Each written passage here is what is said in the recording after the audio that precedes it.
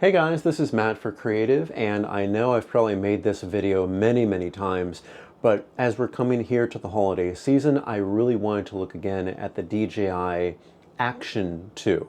Now you know how many issues I've had. I believe that the casing is defective. I believe that so many things could be better done with the latching system, where I've lost cameras when I've used them on a bike mount, a solid bike mount, and DJI has not really acknowledged the fact that, you know, I'm entitled to get something back from what I believe is a defective product. But if you know the limitations, and I believe I know the limitations, this has been one of my favorite cameras to use.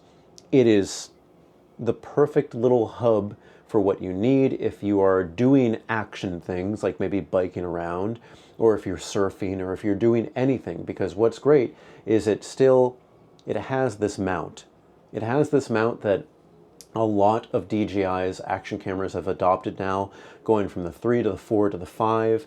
And I know it's been improved, and you may have to get a different mount because the original mount to this has a few less components, a few less grippy components. The newer ones would not be able to take this, I don't believe.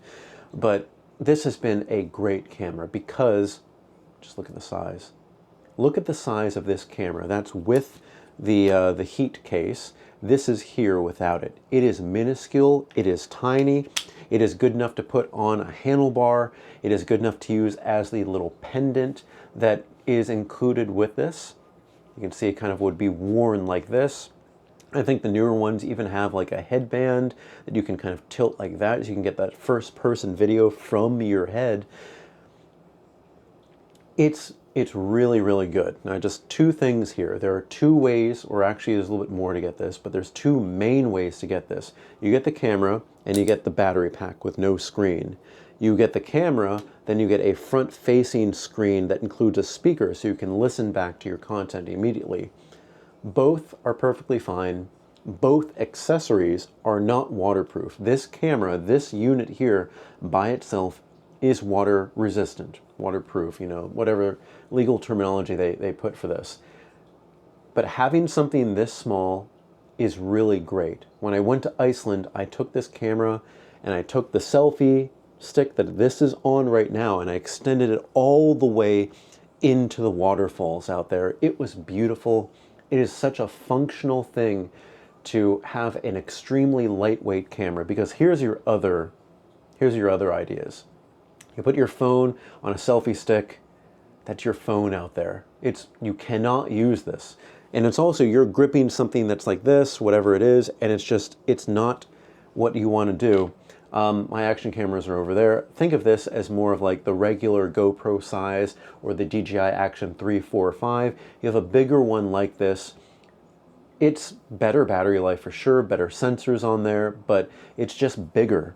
This is more than good enough, because you can record 4K 120 frames per second on this.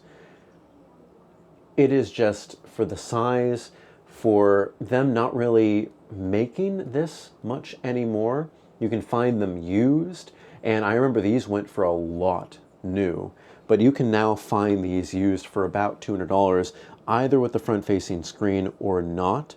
And actually, I want to go onto B&H's website to see how much could you get DJI Action 2, because there are two versions of this.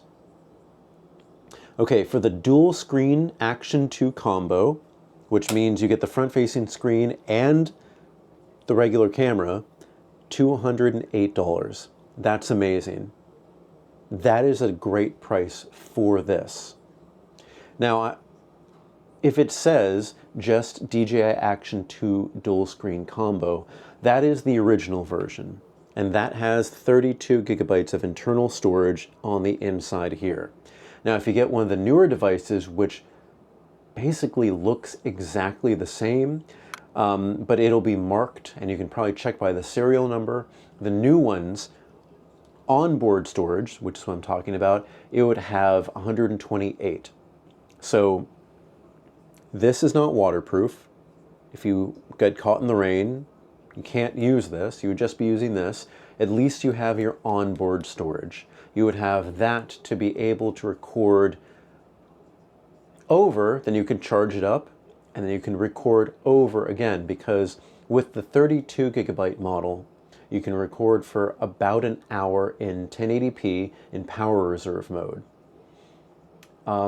That really, it's quadrupled, I mean, basically quadrupled when you have this. Battery life will not allow you to record all the way for 128, but I believe you can do it for about, I think, 1 hour, 20 minutes. So about 80 minutes, and then that battery just dies. It's probably a little bit shorter, honestly. Maybe it's like between 105 and 1 hour, 5 minutes and 1 hour, 20 minutes, depending on if you have the screen on or anything like that. Still great. But for an original, by the way, you'd be using micro SD cards. As you can see, the little slot right here, that's where it goes in. But it's really functional. I would like to work with DJI more because I've made a lot of negative videos on this, but I find myself using so many of their products. They're really functional. I wish they would have come out and helped their customers with this particular device. I also do want them to refresh this device because it is so tiny.